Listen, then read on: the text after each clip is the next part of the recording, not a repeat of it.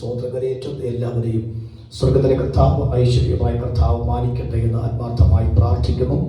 കഴിഞ്ഞ രാവിലെയും നാം ദൈവസന്നിധി പതിവ് പ്രകാരം ദൈവസന്നിധി കടന്നു വന്ന് ഓൺലൈനിലെ പ്രാർത്ഥനയോട് സംബന്ധിപ്പാൻ തക്കവണ്ണം അന്തരീക്ഷത്തിൽ നമുക്ക് ഒരുക്കി തന്നു. ഈ ചൊവ്വാഴ്ച ഇവിടെ ദിവസവും കർത്താവിന്റെ സന്നിധിയിൽ പ്രാർത്ഥനയോടെ അരിപ്പാൻ തക്കവണ്ണം ദൈവം തന്ന എല്ലാ ബന്ധ സാവകാശത്തിനുമായി ഞാൻ ദൈവത്തിന്റെ ഒരു പ്രാവശ്യം കൂടി നന്ദി കരയിക്കുന്നു. എല്ലാവരെയും കർത്താവ് ഐശ്വര്യമായിട്ട് കർത്താവ് മാനിക്കട്ടെ എന്ന് ആത്മാർത്ഥമായി പ്രാർത്ഥിച്ചുകൊണ്ട് വേഗത്തിൽ ദൈവവചനത്തിന്റെ ഒരു വെളിപ്പാട് നമുക്ക് ഇത് രാവിലെയും പ്രാപിക്കാം. നമ്മുടെ വിഷയവുമായി ബന്ധപ്പെട്ട് നാം കേട്ട ദൈവശബ്ദങ്ങൾ നമ്മുടെ ജീവിതത്തിനകത്ത് അത്ഭുതകരമായി ദൈവാത്മാർത്ഥർക്ക് വാത്തക്കവണ്ണം വചനത്തിന്റെ വെളിപ്പാടിലേക്ക് വരാം. സ്തോത്രം. യോശുവയുടെ പുസ്തകം അതിന്റെ 4-ാമത്തെ അധ്യായത്തിന്റെ 14-ാമത്തെ വാക്യം വായിക്കണം. അതിനുശേഷം 3-ാം അധ്യായത്തിന്റെ 17-ാമത്തെ വാക്യം കൂടി വായിക്കണം. സ്തോത്രം. യോശുവയുടെ പുസ്തകം 4-ന്റെ 14-15 വാക്യവും അപ്പോൾ തന്നെ 3-ാം അധ്യായത്തിന്റെ 17-ാമത്തെ വാക്യം.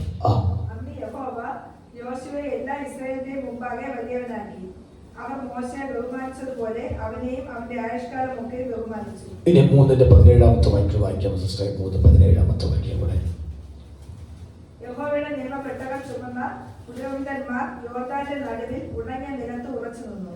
ഇസ്രായേൽ ജനമൊക്കെ യോർദാൻ കടന്നു തീരുവോളം ഉണങ്ങിയ നിലത്തുകൂടി തന്നെ കടന്നുപോയി. വളരെ അനുഗ്രഹിക്കപ്പെട്ട 2 വാക്യമാണ് നാം വായിച്ചത്. ആ വാക്ക് വായിക്കുമ്പോൾ അതിന്റെ പുറകിൽ നാം പറഞ്ഞ ശബ്ദം എന്ന് പറയുന്നത് ദൈവം പറഞ്ഞ കാര്യം ദൈവം ചെയ്യും എന്ന പദമാണ്. അത് നമ്മൾ കൊടുക്കേണ്ട വാക്ക്. എന്താ ദൈവം പറഞ്ഞ കാര്യം? വായിക്കാം. 3-ാം അധ്യായത്തിന്റെ അതിന്റെ 3-ന്റെ 5-ാമത്തെ വാക്യം വായിക്കാം. അല്ലെങ്കിൽ 4-ഉം 5-ഉം വാക്യം വായിച്ചാൽ 3-ന്റെ 4-ഉം 5-ഉം വാക്യം.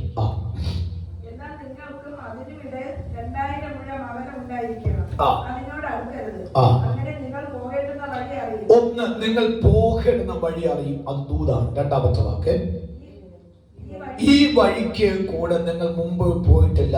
2-ാമത്തെ വാക്ക്. 3-ാമത്തെ ചിന്ത പിന്നെ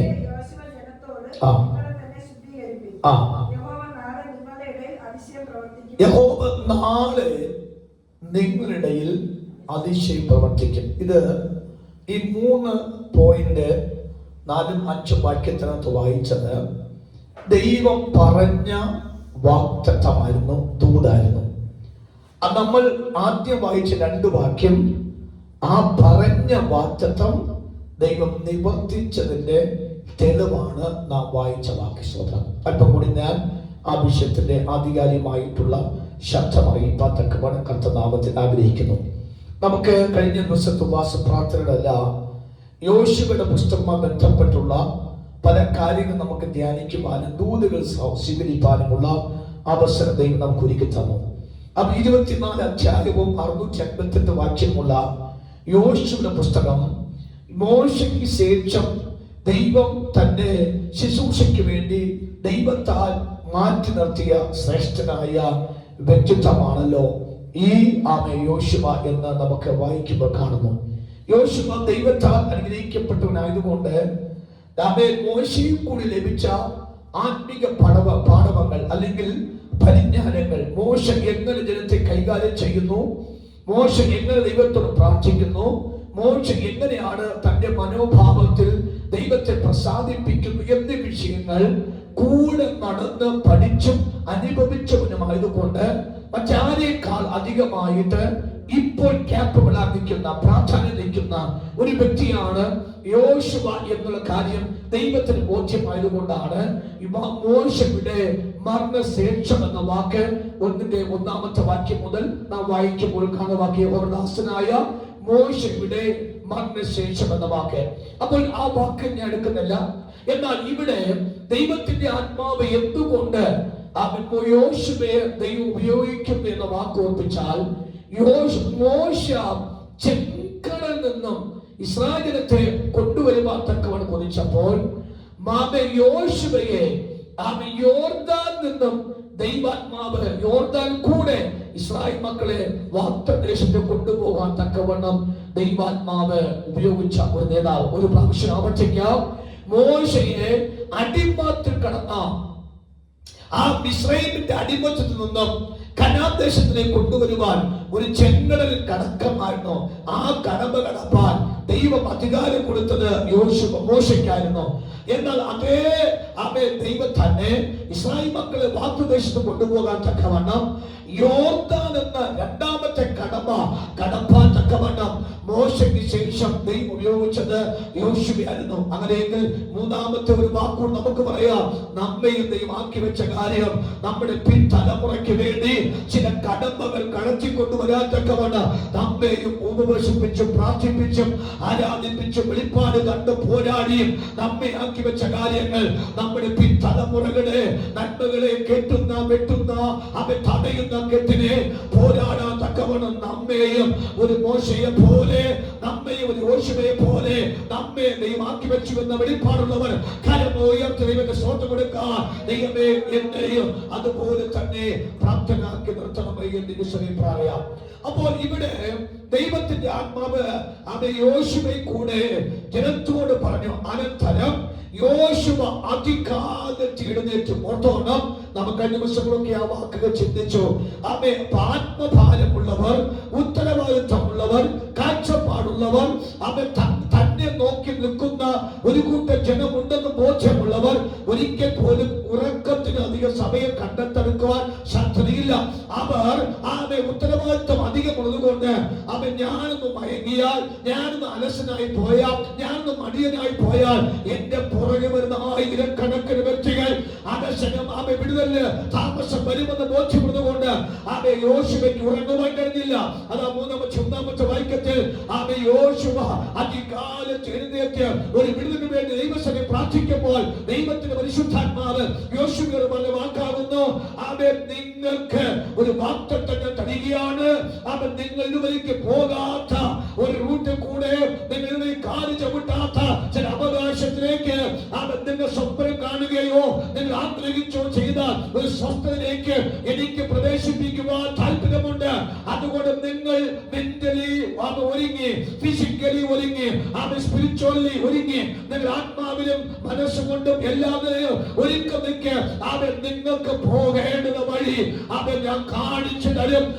നിങ്ങൾ ഇതുവരെയ്ക്ക് ആ വഴി കൂടി പോയിട്ടില്ല എന്ന വാക്ക് പറയുമ്പോൾ ഹൃദയത്തിനകത്ത് ഞരക്കമുണ്ടായിരുന്ന യോശുവ, ആത്മാവിൽ ഭാരമുണ്ട യോശുവ ആത്മധൈര്യപ്പെട്ട് പറയുന്നു, ഞങ്ങൾ അറിയുന്ന, ഞങ്ങളെ കുറിച്ച് ഞങ്ങളെയൊക്കെ വലിയ പ്രാണമുള്ള മഹാദൈവ ഞങ്ങളെ പുതിയ റൂട്ടിൽ കൂടി കൊണ്ടുപോയി ദൈവത്തിന്റെ പദ്ധതിയെ കൊണ്ടെത്തിക്കുവാൻ ദൈവത്തെ പ്രസാദമാണല്ലോ എന്നുള്ള തോന്നലുണ്ടായി. കരത്തീരാമനെ നന്ദി പറയാൻ നാം പോകാത്ത വഴി, നാം കാണാത്ത വഴികൾ, നാം അനുഭവിക്കാത്ത ഉയർച്ചകൾ, നാം കണ്ടിട്ടില്ലാത്ത നേട്ടങ്ങൾ നമ്മെ കൊണ്ട് തലമുറയെ കൊണ്ട് ദൈവാത്മ ചെയ്യിപ്പിക്കുമെങ്കിൽ അത് ഇന്ന് രാവിലെ സമയം ദൈവാത്മ ചെയ്യാൻ പ്രാണാണ്. അത് വാഗ്ദത്തമാണ്. ആ വാഗ്ദത്തം കിടക്കുകയല്ല, വാഗ്ദത്തം നിറവേറിലേക്ക് ദൈവം കൊണ്ടുവരികയാണ്. Praise the Lord. രണ്ടാമത്തെ വാക്ക് പറയുന്നു അത് എന്ന് നടക്കുമെന്ന വാക്കാണ്. അഞ്ചാമത്തെ വാക്യത്തിൽ പറയുന്നു പിന്നെ യോശുവ ജനത്തോട് നിങ്ങളെ തന്നെ ശുദ്ധീകരിപ്പിൻ, വിടുതലിന് കാരണമാണ്. യഹോവ നാളെ നിങ്ങളുടെ അതിശയം പ്രവർത്തിക്കാം. അപ്പോൾ ദൈവത്തിന് അടുത്ത ദിവസത്തേക്ക് ഒരു അതിശയം ചെയ്യത്തക്കവണ്ണം ഒരു നാളെ എന്ന ദിവസം ഒരു 48 മണിക്കൂർ പരിശുദ്ധാത്മ മാറ്റി വെച്ചിരിക്കുമ്പോൾ ഈ രാവിലെ പരിശുദ്ധാത്മാവിൽ ഞാൻ പ്രവചിച്ചു എന്ന് പറയാം. അടുത്ത 41 മണിക്കൂറിനകത്ത് ഒരു അത്ഭുതം ചെയ്യാൻ ദൈവത്തിന് കഴിയുമെങ്കിൽ ഒരു ശുദ്ധീകരണം അത്യാവശ്യമാണ്. ഇന്ന് രാവിലെ ഉപവാസത്തിൽ പ്രാർത്ഥനയിൽ ദൈവശബ്ദം കേൾക്കുന്ന ദൈവമക്കളുടെ പരിശുദ്ധാത്മ പറയുന്നു, ഒരു ശുദ്ധീകരണം നമുക്ക് ആഴമായി ഉണ്ടായെങ്കിൽ അതിശയം കാണുന്ന ഒരു നാളെയായിരിക്കും, അത്ഭുതം കാണുന്ന ഒരു നാളെയായിരിക്കും, ഉയർച്ച കാണുന്ന ഒരു നാളെയായിരിക്കും, നേട്ടം ഏറ്റെടുക്കുന്ന നാളെയായിരിക്കും, സന്തോഷമാറ്റം വരുന്ന നാളെയായിരിക്കും, നന്മകൾ വിശേഷം വരുന്ന ഒരു നാളെയായിരിക്കും. നാളെ ദുഃഖവാർത്തയോ ഭാരം അനുഭവിക്കുന്ന വർത്തമാനം വരുമെന്നല്ല, വർത്തമാനങ്ങൾ, പുതിയ വാതിലുകൾ, പുതിയ ഉയർച്ചകൾ, പുതിയ ഇരിപ്പിടങ്ങൾ, പുതിയ കാലം ചവിട്ടുന്ന പ്രകടനങ്ങൾ ദൈവം ഒരുക്കി മാനിക്കുമെന്ന് പരിശുദ്ധാത്മ പറയുന്നുവെങ്കിൽ ആ വാക്കത്തെ യഹോവ പറഞ്ഞുവെങ്കിൽ അത് അധികം ദിവസം പോകുന്നവർ തന്നെ അത് നിവർത്തിക്കാൻ ദൈവം വിശ്വസ്തനാണെന്ന് വിശ്വസിക്കുന്നവർ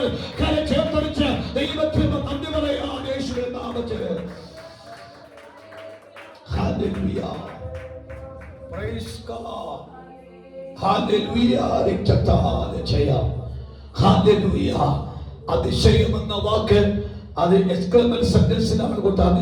ആശ്ചര്യം എന്നുള്ള പദത്തിലേക്ക് വന്ന വാക്ക് എന്ന് പറഞ്ഞാൽ നമ്മുടെ ചിന്തയ്ക്ക് അപ്പുറമായി, നമ്മുടെ വരുമാനത്തിന് അപ്പുറമായി, കുടുംബത്തിന്റെ പശ്ചാത്തലത്തിന് അപ്പുറമായി, നമ്മുടേതായി ബുദ്ധിക്ക് അപ്പുറമായി, എല്ലാ കാഴ്ചപ്പാടും അപ്പുറമായിട്ട് പ്രവചിക്കുന്ന പദത്തിനാണ് അതിശയം എന്ന വാക്കുകൊണ്ടിരിക്കുന്ന വാക്ക്.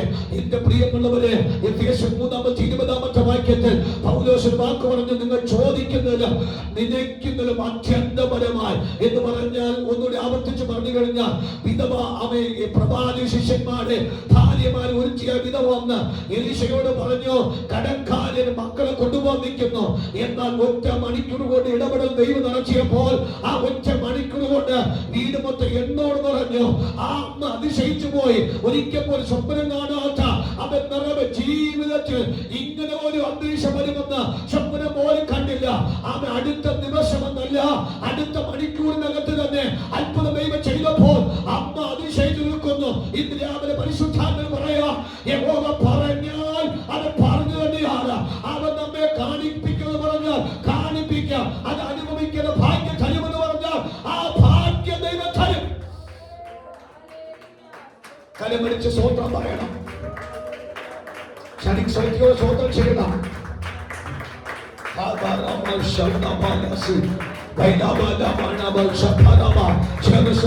പോരാ, വാ തുറന്ന് തുറന്ന് സ്വന്തം പറയണം.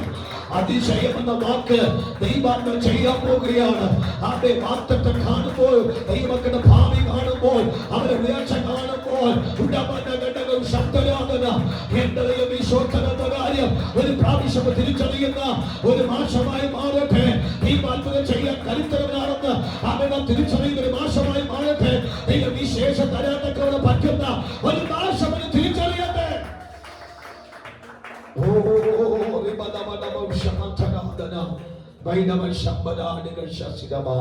ദൈവം പറഞ്ഞ ദൈവ കാര്യം ചെയ്യുമെന്നാണ്. അത് ചെയ്തതാണ്. അവൻ ഞാൻ ഷോട്ട് ചെയ്ത വാക്ക് പറയാം. 17 വാക്യത്തിൽ യഹോവയുടെ നിയപ്പെട്ട ചുമന്ന പുരോഹിതന്മാർ യോർദാനിൽ നടുവിൽ ഉണങ്ങിയ നിലത്ത് ഉറച്ചു നിന്നു. ഇസ്രായേൽ ജനമൊക്കെ യോർദാൻ കടന്നു തീരുവോളം ഉണങ്ങിയ നിലത്തുകൂടി തന്നെ നടന്നു. അതിശയത്തിന്റെ ഒന്നാമത്തെ കാര്യമാണ് ഈ യോർദാൻ എന്ന വാക്കിന് മരണം എന്ന വാക്കാണ് അർത്ഥം. മരണം എപ്പോഴും യോർദാൻ കലങ്ങും. ഇനി ഇതിനകത്ത് മറ്റൊരു പ്രത്യേകത ഉണ്ട്. യോർദാന്റെ പ്രത്യേകത അടി ഒഴുക്ക് ഉണ്ട്, മേലൊഴുക്കുമുണ്ട്. എന്ന് പറഞ്ഞാൽ ഒരിക്കൽ പോലും ഈ യോർദാന്റെ നീന്തി പോയി അക്കരെ പോകാൻ പറ്റില്ല. അടിയിൽ കൂടി നുഴഞ്ഞപ്പുറത്ത് പോകാൻ പറ്റില്ല. എവിടെ കൂടി പോയാലും ഈ യോർദാൻ കൊന്നിട്ട് ഇവിടെ സ്വന്തം. അത് ഒന്നാമത്തെ അതിശയമാണ്. ഇതിനെ ഉണക്കിയ ദൈവം അടി ഒഴുക്കിനെ മാറ്റി മേലൊഴുക്കിനെ മാറ്റി. ഒന്നൊരു ആത്മാവിൽ ഞാൻ പറയാം, ഒന്നാമത്തെ അതിശയം നാളെ ചെയ്യുമെന്ന് പറഞ്ഞപ്പോൾ അവൻ ജനമെല്ലാം നോക്കി നിൽക്കുമ്പോൾ തന്നെ യോർദാനതയും വറ്റിച്ചു.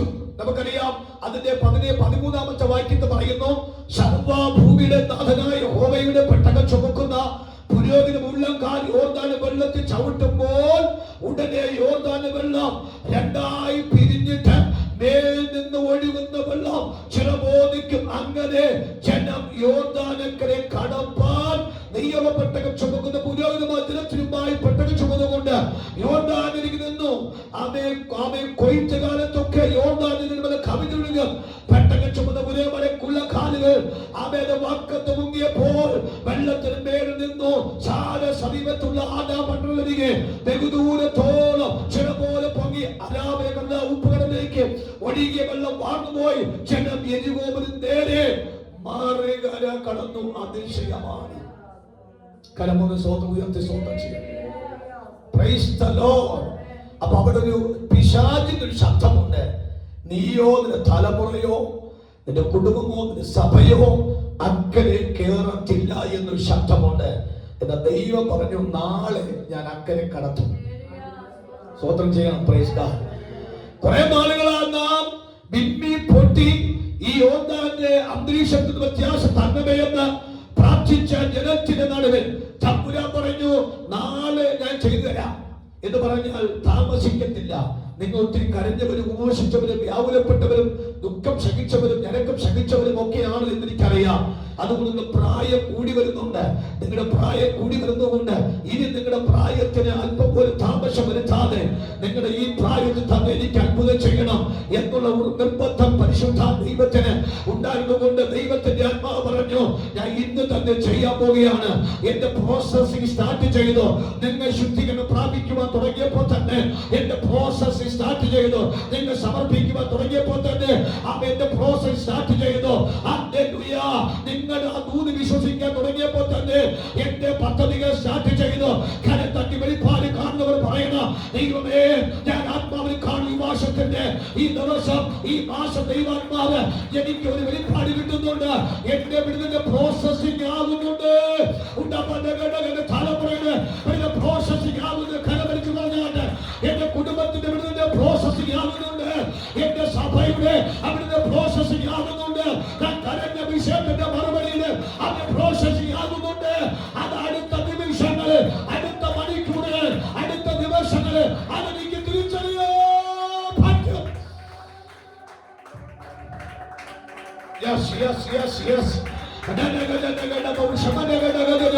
പ്രോസസ്സിംഗ് ആകുന്നുണ്ട്. പ്രോസസ്സിംഗ് ആകുന്നുണ്ട്. അത്ഭുതങ്ങളുടെ വിടുതലിലെ ശബ്ദങ്ങളുടെ പ്രോസസ്സിംഗ് അത് സ്റ്റാർട്ട് ചെയ്ത് കഴിഞ്ഞു. മനുഷ്യർക്ക് അറിയത്തില്ല, പക്ഷെ ദൈവത്തിന്റെ ആത്മാവിനറിയാം. ആത്മാ വിവേചിക്കുന്നവർക്ക് അറിയാം. എന്റെ അത്ഭുതത്തിന്റെ സമയമാകുന്നുണ്ട്. എന്റെ മറുപടി സമയമാകുന്നുണ്ട്. അത് കാലതാമസം വരില്ല. എന്റെ ആത്മാ ഇടപെടുകയാണ്. താമസം വരില്ല എന്ന് പരിശുദ്ധാത്മ ഇടപെടുകയാണ്. ഇനി താമസിക്കത്തില്ല. അത് ദൈവാത്മാ പ്രോസസ്സിംഗ് സ്റ്റാർട്ട് ചെയ്തു. നാം സമർപ്പിച്ചപ്പോൾ തന്നെ, നാം ആരാധിച്ചപ്പോൾ തന്നെ, നാം ദൈവത്തിൽ ദൂത് വിശ്വസിച്ചപ്പോൾ അതേ തന്നെ ആ വാഗ്ദത്തത്തിന്റെ പ്രോസസ്സിംഗ് ദൈവം ആരംഭിച്ചു കഴിഞ്ഞു.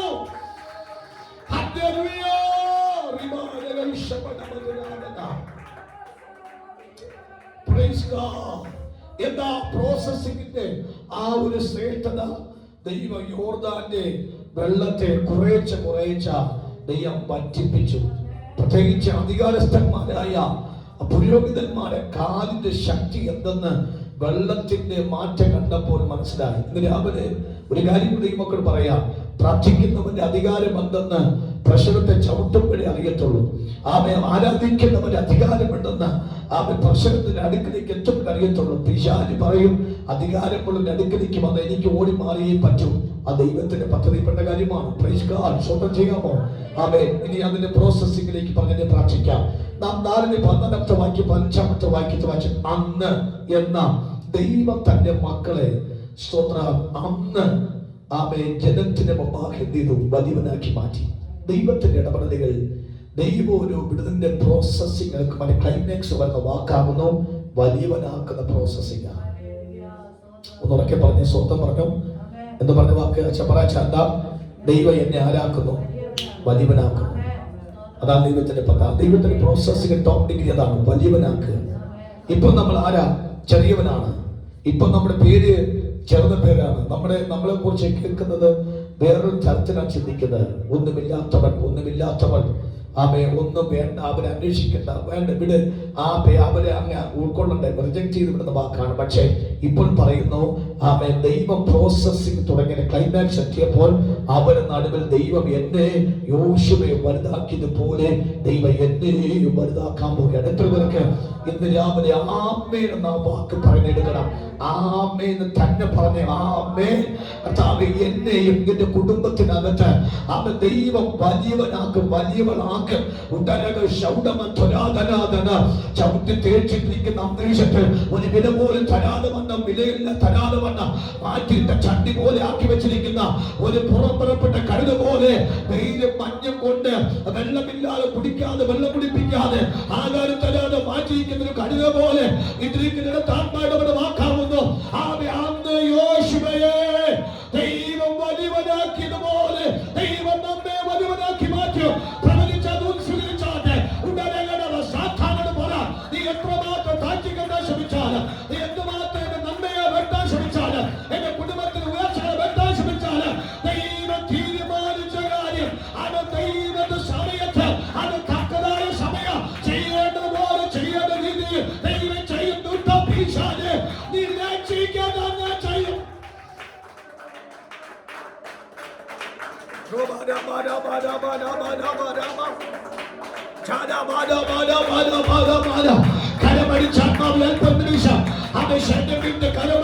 ഭാഷയിൽ പറഞ്ഞു, ദൈവത്തിന്റെ പരിശുദ്ധാത്മാവ് വലിയവനാക്കാൻ പ്രാണാണ്. നിന്റെ ചെറിയവനാക്കാൻ നിന്റെ കുടുംബത്തെ ചെറുതാക്കി മാറ്റാം. നീ ഒരു അഡ്രസ്സുള്ള വ്യക്തിയായി വരരുത്, നീ ഒരു അഡ്രസ്സുള്ള കുടുംബമാകരുത് എന്ന് നിന്നെ നോക്കി പറഞ്ഞ ആ സ്ഥാനത്ത് ദൈവം പറയുന്നു, ഇന്ന് ദൈവ യോശുവയെ വലിയവനാക്കി മാറ്റിയതുപോലെ എന്നെയും വലിയവനാക്കി മാറ്റും. കൃപ കൃപ കൃപ കൃപ കൃപ ഉദാനഗണകൾ ശങ്കരാദിനകർഷസി അടകൾ ശമനി ഹക്കലെ വീരമമ്പന അടകലക്ഷണ ഗൗഡമലക്ഷണ ദിനാഹന പിതാവിന്റെ പുത്രനായ പരിശുദ്ധാത്മാവിന്റെ അധികാരമുള്ള നാമത്തിൽ ദൈവത്തിനെ സ്ഥാപിക്കുകയാണ്. ചെയ്യാം. രണ്ടാമത്തെ വാക്ക്, അവർ മോശയെ ബഹുമാനിച്ചതുപോലെ അവനെയും അവന്റെ ആയുഷ്കാലം ഒക്കെയും ബഹുമാനിച്ചു. നിങ്ങൾ വീട്ടിൽ പോകുമ്പോഴും ജാഗരിച്ച് പ്രാർത്ഥിച്ചുകൊണ്ട് പോകണം. ഈ ദൂത് കേൾക്കുന്ന ദൈവമക്കളെല്ലാവരും ഓൺലൈനിലും യൂട്യൂബിലും ഒക്കെ നിമിഷത്തെ കേൾക്കുന്ന ദൈവമക്കളെല്ലാം ഈ ദൂതിനെ നന്നായിട്ട് സ്വീകരിക്കണം. എന്താ പറയുക വാക്ക്? അവർ മോശയെ ബഹുമാനിച്ചതുപോലെ അവനെയും അവന്റെ ആയുഷ്കാലം ഒക്കെ ബഹുമാനിച്ചു. ദൈവം പറഞ്ഞു, യോശുവ ഒരു പൊട്ടനെ പോലെ നിന്നുകൊണ്ട് ആത്മാവാണ്ട് നിന്നുകൊണ്ട് പറഞ്ഞു, നാളെ നിങ്ങൾക്കൊരു അതിശയം കാണാൻ പറ്റും എന്ന് പറഞ്ഞ ഇന്ന് വരെ യോർദാനിൽ കൂടി പോകാൻ യോർദാൻ വറ്റി കണ്ടത് ആരും കണ്ടിട്ടില്ല. ഒരു പ്രായം കൊണ്ട് ഒരു യോർദാൻ വറ്റിയത് കണ്ടിട്ടില്ല. രണ്ട്, എപ്പോഴും അടിമൊടുക്കും മേലൊടുക്കും കൊണ്ട് അനേകർ മരിച്ചു വീഴാം, അനേകം കൊന്ന യോർദാൻ. പക്ഷേ യോശുവ പറഞ്ഞു, നാളെ ഞാൻ വറ്റിക്കും. നാളെ അതിന് ദൈവത്തെ പ്രവൃത്തി വെളിപ്പെടും. ദൈവം ചെയ്തു കേട്ടോ, ദൈവം ചെയ്തു. ഇസ്രായേൽ മക്കൾ അതിൻ്റെ അകത്തൂടെ നടന്നു പോകുന്ന രംഗം നോക്കുമ്പോൾ ആർക്ക് ലഭിക്കാത്ത ഭാഗ്യം എനിക്ക് തന്നു. എന്താ? യോർദാനിൽ ചവിട്ടി അക്കരെ കയറാൻ അവസരം ഒരുക്കി. ഇത് രാവിലെ ഞാൻ പരിശുദ്ധാത്മ പറയാം, നമ്മുടെ വിടുതൽ ടൈമുകളാണ് ഈ ദൂതുകൾ. അതുകൊണ്ടാണ് നമ്മൾ കേട്ടത് മാത്രമല്ല, അത് കാണുകയും അത് ചവിട്ടുകയും. നമ്മൾ കഴിഞ്ഞ ദിവസം വായിച്ചു, കയ്യിലെടുത്തു എന്ന വാക്കാണ്. ശിമയോൻ ബന്ധത്തിൽ ശിമയോൻ കേട്ട വാർത്ത ദൈവാത്മാവിൽ നിറവേറിയപ്പോൾ 85 വയസ്സ് പ്രായമുള്ള പിതാവ് വാഗ്ദത്തം കയ്യിലെടുത്ത് അനുഗ്രഹിച്ചു. എടുത്ത് അനുഗ്രഹിച്ചു. കേട്ടതിനെ എടുത്തു, അവൻ കയ്യിൽ കിട്ടി, അടുത്ത് അനുഗ്രഹിച്ചു. ഇതാ ചവിട്ടി. ഇസ്രായേൽ മക്കൾ ചവിട്ടിപ്പോയി. കേട്ട വാർത്തകൾ ചവിട്ടിപ്പോവുകയാണ്. രാവിലെ എടുക്കേണ്ട വാർത്തകൾ എടുക്കുകയും ചവിട്ടിപ്പോകേണ്ടത് ചവിട്ടിപ്പോവുകയും ചെയ്യത്തക്കവണ്ണം തമ്പുരാൻ പറഞ്ഞ കാര്യങ്ങൾ ദൈവം ചെയ്യുമെന്ന വാക്കാണ്. അതിന്റെ അർത്ഥം അങ്ങനെ ഇവിടെ നടന്നു കഴിഞ്ഞാൽ ഒന്നാമത്തെ കാര്യം വലിയവനാക്കുന്ന ഒരു പദ്ധതി. രണ്ടാമത്തെ വാക്ക് കിട്ടാത്ത ബഹുമാനം എല്ലാം തിരിച്ചു കിട്ടും. ഇന്ന് നമ്മൾ സ്തോത്രം വലിയ കാര്യങ്ങൾ അഭിമുഖീകരിക്കണം. ഞാൻ കഴിഞ്ഞ ദിവസങ്ങളിൽ ഇന്ന് രാവിലെ ഒരു കാര്യം ചിന്തിച്ചു. പരസ്യമായി പറയുന്ന ബുദ്ധിമുട്ടാണെങ്കിൽ തന്നെ ഞാൻ പറയാം. ഈ സ്തോത്രം പണമുണ്ടെങ്കിൽ സ്ഥാനമുണ്ട്, മാനമുള്ള കാലം. അത് ഏറ്റവും കൂടുതൽ ഇപ്പോൾ നമ്മുടെ ആത്മീയ ഗോളത്തിലും അത് ഭയങ്കര തലപൊക്കി. പണ്ടൊന്നും ശുശ്രൂഷയ്ക്കാണ് വലിയ പ്രാധാന്യം. ഇപ്പോൾ ശുശ്രൂഷയ്ക്കല്ല വലിയ പ്രാധാന്യം, പണത്തിനാണ് വലിയ പ്രാധാന്യം. പണവും പത്രാസവും അങ്ങനത്തെ സ്റ്റാറ്റസ് ഒക്കെ ഉള്ളത് നോക്കിയാണ് ശുശ്രൂഷയ്ക്ക് വിളിക്കുന്ന ഒരു കാലമായി മാറി. മനസ്സിലാകുന്നുണ്ടോ? അങ്ങനെ ഒരു കാലം എനിക്കറിയത്തില്ല. അത് ഇവിടെ പോയി നിൽക്കുമെന്നൊരു പിടുത്തമില്ല. ആ ആത്മീക അന്തരീക്ഷം ഇങ്ങോട്ടൊക്കെ പോകുന്നൊന്നും പിടുത്തമില്ല. എന്നൊരു കാര്യം മനസ്സിലാക്കണം. ദൈവത്തിന്റെ പ്രോസസ്സിങ്ങിന് വേണ്ടി സ്റ്റെപ്പെടുത്താൻ അവിടെ പറഞ്ഞ വാക്ക് തങ്ങളെ തന്നെ വിശുദ്ധീകരിച്ച് പ്രാപിച്ച ഉയർച്ചയ്ക്ക് ഒരു ഉയർച്ച തന്നെയാണ്. ഒന്നിനെ ആവർത്തിക്കാം. പണം കൊണ്ടല്ല ഉയർച്ച പ്രാപിച്ചത്. ഇവിടെ പറയാ തങ്ങളെ തന്നെ ശുദ്ധീകരിച്ചു. ആ വാക്ക് നിങ്ങൾ ഓർക്കണം. 3-ാം അധ്യായത്തിന്റെ അതിന്റെ 5-ാമത്തെ വാക്യത്തിൽ നിങ്ങളെ തന്നെ ശുദ്ധീകരിപ്പിക്കുന്ന പറഞ്ഞ വാക്കനുസരിച്ച് അവരവരെ തന്നെ വിശുദ്ധീകരിച്ച് ലഭിച്ചതാണ് വാഗ്ദത്തങ്ങൾ. പണം കൊണ്ട് പ്രാപിച്ച വാഗ്ദത്തമോ അപ്പോൾ തന്നെ കായിക ബലം കൊണ്ടോ ആത്ബലം കൊണ്ടോ കുടുംബ ബലം കൊണ്ടോ പ്രാപിച്ച ഉയർച്ചയല്ല. ഈ ഉയർച്ച ശുദ്ധീകരണം പ്രാപിച്ച ഉയർച്ചയാണ്. ആ ഉയർച്ചയ്ക്കാണ് അവൻ നമ്മളൊരു വാക്ക് വായിച്ചു, അവന്റെ ആയുഷ്കാലമൊക്കെയും ആ ബഹുമാനം കിട്ടിയതാണ്. അശോച അതുപോലെ തുടർന്ന് പറഞ്ഞ വാക്ക്, പണം ഉള്ളപ്പോൾ ബഹുമാനം കിട്ടും, പണം പോകുമ്പോൾ ബഹുമാനം പണത്തിന് പുറകെ പോകും. പക്ഷേ ശുദ്ധീകരണം പ്രാപിച്ച് കിട്ടിയ ബഹുമാനം പറയാൻ അത് ആയുഷ്കാലം ഒക്കെ ബഹുമാനം കിട്ടും. ഏതാ വേണ്ടത്? ശുദ്ധീകരണം പ്രാപിച്ച് ലഭിക്കുന്ന ബഹുമാനം. അത് നമുക്ക് നമ്മുടെ തലമുറയിൽ നിൽക്കും, നമ്മുടെ തലമുറയിലേക്കും അതിങ്ങനെ തലമുറയായത് അത് സ്പ്രെഡ് ആവും. അതുകൊണ്ട് അങ്ങനെ ഒരു ഉയർച്ച മാത്രം നമുക്ക് മതി എന്ന് ഇന്ന് രാവിലെ വെക്കണം. അതുകൊണ്ടാണ് അവനെ വലിയവനാക്കി ആയുഷ്കാലമൊക്കെയും ബഹുമാനം കർത്താവ് കൊടുത്തു. ഞാൻ രാവിലെ ദൈവം പറഞ്ഞ വാക്കിനെ ദൈവം നിവർത്തിച്ചു എന്ന വാക്കാണ്. ഓർത്തോണം, ഇസ്രായേൽ മക്കൾ എന്ത് ചെയ്തു? ഉണങ്ങി നിലത്തുകൂടി അക്കരെ കടന്നു. സ്തോത്രം. ദൈവത്തിന്റെ ഇടപെടൽ എന്ന് പറഞ്ഞ ഭയങ്കരമാണ്. ഞാൻ ആ വാക്കിനെ നിർത്താൻ ആഗ്രഹിക്കുന്നു. ദൈവമക്കളോട് പറയുന്ന വാക്കാണ്, പരിശുദ്ധാത്മാവ് എന്ത് പറഞ്ഞാലും അത് പച്ചയ്ക്ക് നമ്മൾ വിശ്വസിക്കണം. Praise God. നമ്മൾ ഈ 4ാമത്തെ മാസത്തേക്ക് എടുത്ത വെളിപ്പാടാണ്, കേട്ട ദൂതുകൾ നമ്മൾ കാണും, കണ്ട ദൂതുകൾ എടുക്കും. എടുത്ത ദൂതുകൾ നാം അനുഗ്രഹിച്ച് അവകാശമാക്കും. നാട്ടിന്റെ രാവിലെ ചിന്തിച്ചു, കേട്ട വാഗ്ദത്തത്തിന്റെ ശക്തി കൂടി എന്റെ കാല് കൊണ്ട് തന്നെ നടന്നങ്ങ് പോവുകയാണ്, അല്ലെ? ആ വാക്ക് 3-ാം അധ്യായത്തിന്റെ 14ാമത്തെ വാക്യത്തിൽ അവസാനത്തെ വാക്യത്തിൽ ഇസ്രായേൽ ജനമൊക്കെയും യോർദാൻ കടന്ന് തിരുവോളം ഉണങ്ങിയ നിലത്തുകൂടി നടന്നുപോയി. നോക്കണം, എങ്ങനെ പോയി? നടന്നു പോയി. നടന്നു പോകുമ്പോൾ അതിനകത്തൊരു വിഷയമുണ്ട്. എടാ യോർദാനെ, ഞങ്ങളെ മുക്കിക്കൊല്ലാനല്ല എന്റെ പ്ലാൻ ആയിരുന്നത്. 2, നീ ഞങ്ങൾ ഒരിക്കലും അക്കരെ കടത്തുമെന്ന് നീ ഒരിക്കലും ആഗ്രഹിച്ചില്ല. നീ ഒരിക്കലും ഞങ്ങൾ അക്കരെ കടത്താതിരിക്കേണ്ട പദ്ധതി മൊത്തം നീ തയ്യാറാക്കി. ഇപ്പോഴെങ്ങനെയുണ്ട്? നിന്നെ ദൈവാത്മാവ് നിർത്തി, ചിറപോൽ നിർത്തി ഞങ്ങളെ ഇതിന്റെ അകത്തോട് തന്നെ ദൈവം നടത്തിക്കൊണ്ടാ കൊണ്ടുപോയി എന്ന് പറഞ്ഞാൽ, എവിടെ കൂടി വിടില്ലെന്ന് പറഞ്ഞു പോകും, അവിടെ കൂടി തന്റെ ദൈവം നമ്മെ വിട്ടു. പിശാച് എന്തെല്ലാം വഴിമുഴക്കിയോ അതെല്ലാം പിശാചായി മാറി. അതുകൊണ്ട് എന്നെ കണ്ട് എന്നെ പകയ്ക്കുന്നവർ കണ്ട് ലജ്ജിക്കേണ്ടതിന് ദൈവം നന്മയ്ക്കായി ഒരു അടയാളം കർത്താവ് പറഞ്ഞാൽ ഒരു പ്രാവശ്യം പറയാമോ? എന്നെ പകയ്ക്കുന്നവർ കണ്ട് ലജ്ജിക്കേണ്ടതിന് ദൈവമേ നന്മയ്ക്കായി ഒരു അടയാളം. കണ്ണുകളൊക്കെ കരം വിളിച്ച് പ്രാർത്ഥിക്കാമോ? ഈ മുൻപാകെ സമർപ്പിച്ചു കർത്താവേ, എന്നെ കണ്ട് ലജ്ജിക്കേണ്ടതിന് നന്മയ്ക്കായി ഒരു അടയാളം, എന്നെ കണ്ട് ലജ്ജിക്കേണ്ടതിന് കർത്താവേ